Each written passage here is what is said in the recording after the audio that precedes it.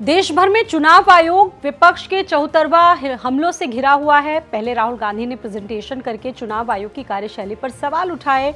Vote चोरी के आरोप लगाकर लगातार इंडिया ब्लॉक चुनाव आयोग को घेरने की कोशिश कर रहा है। ऐसे में सबसे बड़ा सवाल यह है कि चुनाव आयोग तो चौतरफा घिर गया है। इसको लेकर चुनाव आयोग की एक प्रेस कॉन्फ्रेंस रखी गई जिसमें तमाम हमलों पर चुनाव आयोग ने जवाब दिया।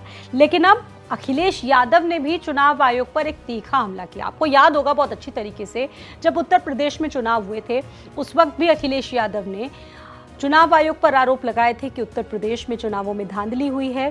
तीन जिलों की रिपोर्ट उन्होंने रखी थी और हलफनामे को लेकर इस वक्त जंग छिड़ी हुई है। अब सबसे बड़ी बात यह है कि अखिलेश यादव ने 3 जिलाधिकारियों की कार्यशैली को सवालों में रखा। दावों को झूठा बताने पर सपा प्रमुख बोले कि जनता अब इस त्रिगुट को कोर्ट में ले जाएगी। दरअसल इन दावों को 3 जिलों के जिलाधिकारी ने गलत ठहराया। अखिलेश यादव ने सवाल उठाए कि जो तथ्य प्रस्तुत किए गए 2022 में चुनाव आयोग पर वोट चोरी के आरोप लगे, इसके लिए 18,000 हलफनामे शपथ पत्र जमा किए गए थे। अब 3 साल बाद इनमें से 15 हलफनामों की जांच पूरी हुई है, जिसमें जौनपुर का नाम आया, कासगंज का नाम आया और बाराबंकी का नाम सामने आया। इन जिले के जिलाधिकारियों ने मंगलवार देर रात सोशल मीडिया प्लेटफॉर्म एक्स पर ये पोस्ट करके जानकारी दी कि जो शिकायतें उनको मिली हैं वो शिकायतें उनको जांच कर लिया गया है और जांच में पता चला है कि कुछ नाम जो थे वो मतदाता सूची से हटा दिए गए थे।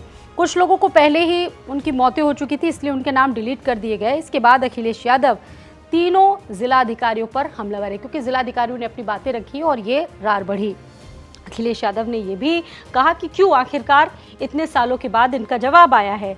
जनता अब इस त्रिगुट को 2027 चुनाव में जवाब जरूर देगी और इनको अदालत भी ले जाएगी। इसके साथ साथ इनकी संलिप्तता की भी जांच होनी चाहिए। अखिलेश यादव ने भी जिलाधिकारियों की कार्यशैलियों पर सवाल उठाते हुए कहा कि इसकी जांच होना चाहिए कि हमसे हटकर लड़ाई अब चुनाव आयोग और जिलाधिकारी के बीच हो गई है। वहीं अखिलेश यादव ने यह भी कहा कि अभी तक चुनाव आयोग ये बात कह रहा था कि उन्हें कोई सूची नहीं मिली है, डीएम कह रहे हैं कि उनको सूची मिल गई है। आखिरकार ये कैसे ठीक हो सकता है?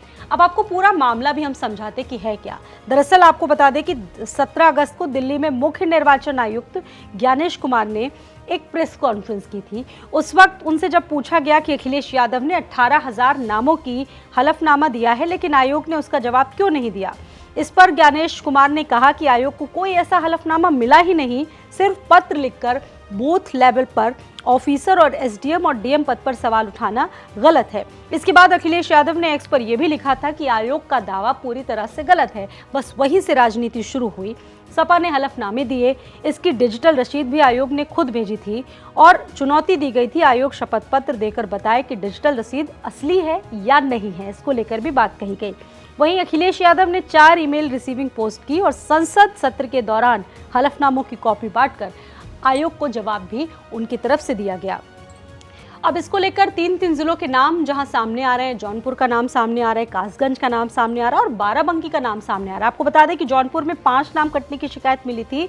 जांच में सभी लोग 2000 पहले से ही मृत पाए गए थे और उनके जो स्थानीय सभासद से इस बात की पुष्टि हो गई थी, परिवार की पुष्टि हो गई थी। ये बात जौनपुर के जिलाधिकारी ने बताई और कासगंज के भी जिलाधिकारियों की तरफ से जो बात कही गई इस रिपोर्ट में, ये कहा गया कि 8 नामों को काटने की शिकायत आई। की जांच में ये भी पता चला कि 7 नाम मतदाता सूची में 2 बार दर्ज थे, इसलिए नामों को कटवाया गया।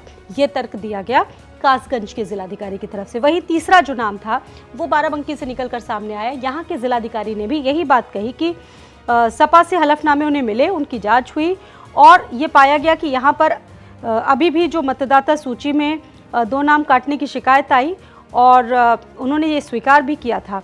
और मुख्य निर्वाचन आयुक्त के हलफनामे नहीं मिलने वाले बयान पर बाराबंकी में भी सवाल उठा जिलाधिकारी की तरफ से। वहीं अखिलेश यादव का साफ तौर पर यही कहना है कि जो बातें, जो तर्क उनकी तरफ से दिए जा रहे हैं अब उनको याद आ रहा है इतने सालों के बाद। ऐसे मामलों में जिलाधिकारियों के खिलाफ भी, उनकी संलिप्तता के खिलाफ भी जांच होनी चाहिए।